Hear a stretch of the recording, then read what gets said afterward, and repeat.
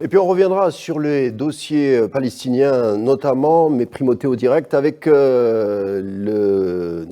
envoyé spécial à la présidence. Il s'agit de Khaireddine Battach qui sort de la conclusion du Conseil des ministres. Khaireddine, est-ce que vous êtes avec nous?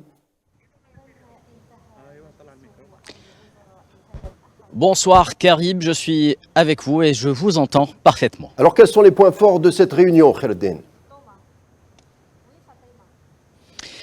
En effet, Karim, la réunion du Conseil des ministres sous la direction du président de la République, Abdelmejid Tebboune, vient de se terminer.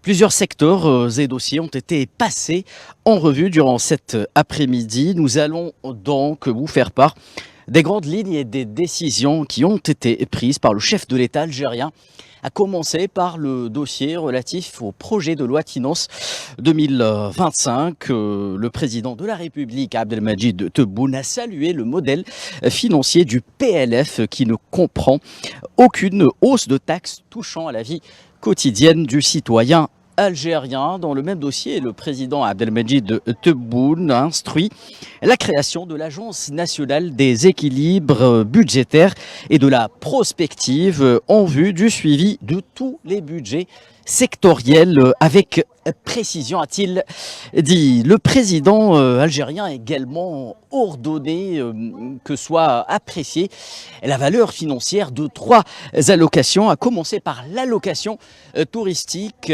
une appréciation de manière substantielle à raison d'une fois par an. C'est également le cas pour l'allocation du Hajj et la bourse des étudiants à l'intérieur et à l'extérieur du pays.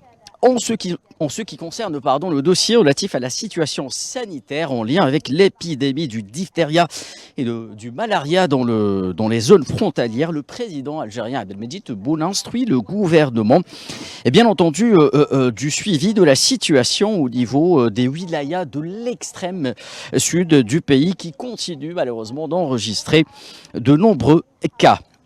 Le président algérien a également ordonné le traitement de l'ensemble des cas, quelle que soit la nationalité des malades, conformément au protocole médical, bien sûr, en s'assurant de l'identité des malades. Enfin, le président a également instruit de poursuivre la mise en œuvre de l'ensemble des protocoles sanitaires en ce qui concerne les cas ayant enregistré des résultats positifs après une intervention des autorités publiques.